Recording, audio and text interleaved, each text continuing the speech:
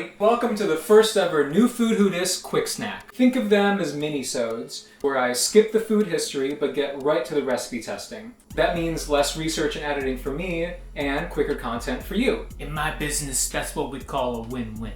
But I'm not doing these with just any recipe. No. There are some criteria to be considered a quick snack recipe. 1, it has to be a recipe I've never heard of. And 2, it has to be a recipe I want to try. And that's it. Those are the 2 criteria.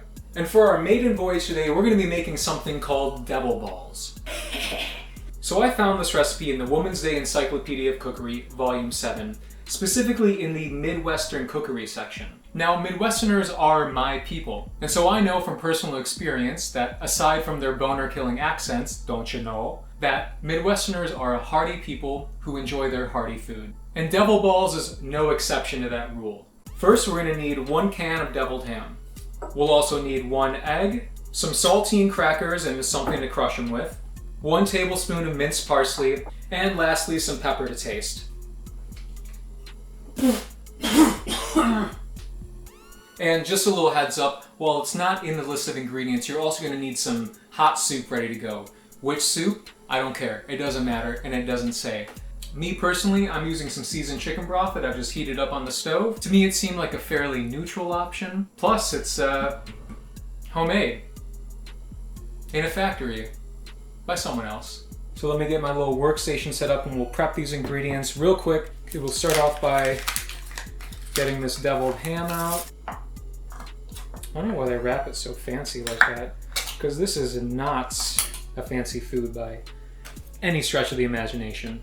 They look fancy to you?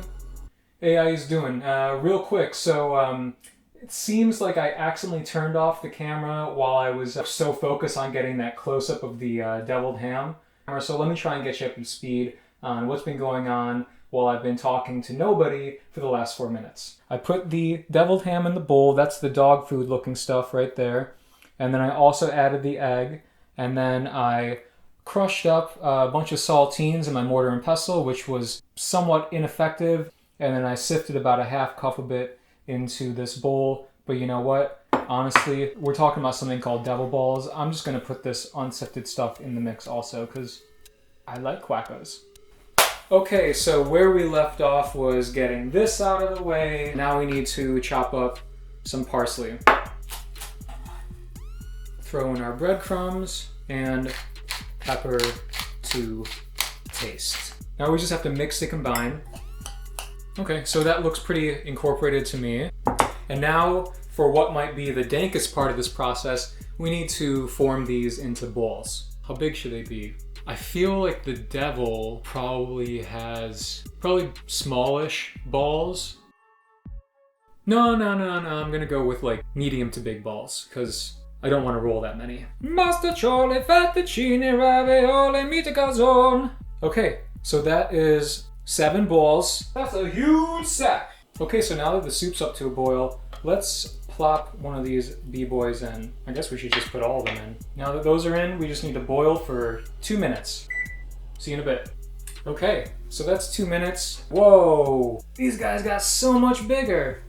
Damn, they really plumped up. You know, as weird as they look, it's kind of hard to beat a steaming bowl of soup as far as like looking appetizing. Okay, taste test time. What am I doing? What is my life right now? Okay, and before we dig in, let's just get all the jokes about eating balls out of the way. Mom, your balls are so tasty.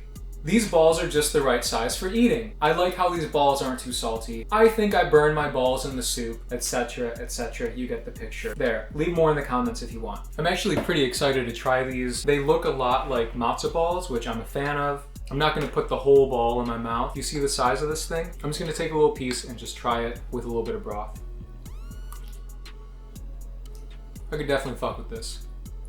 I like it. I think it's pretty good, if you're okay with soggy food, but we'll get to that. I have some new rules in place about how I'm reviewing food, because some people have said that I ramble too much and that I lose track and I kind of go on these tangents. But what's the problem with tangents? I remember one time when I was like 5 years old, I got in trouble in class because, okay, so, right, back to this. These are the new guidelines that okay, first things first, visually it's not that appealing. It kind of looks like a fatty brain. The next thing is smell.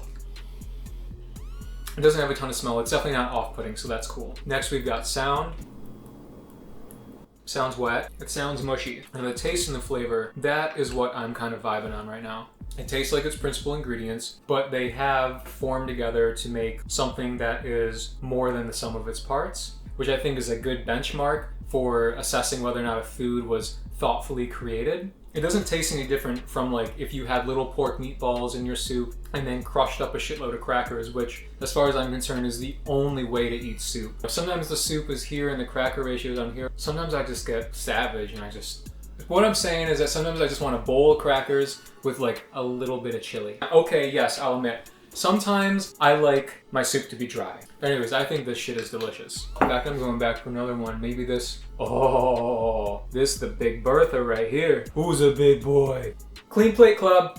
So where are we with this? Is it a rip or a resurrect? If you couldn't tell, I'm giving this a big resurrect. I really enjoyed this dish. It was very comforting, it was satisfying. I think it's worth keeping alive. I haven't seen it made somewhere else. If you're familiar with it, please let me know in the comments. I'd be really interested to hear that. And see for yourself, give it a try. You saw how easy it was to whip up. Final thoughts. Much like Midwesterners themselves, devil balls are primarily made out of fatty meat mixed with embedded pockets of carbohydrates to soak up all the moisture. We are a sweaty people. But also like Midwesterners, despite their simpleness and doughy texture, devil balls are pleasant and worth keeping around. That's my stance on it. All right, bye!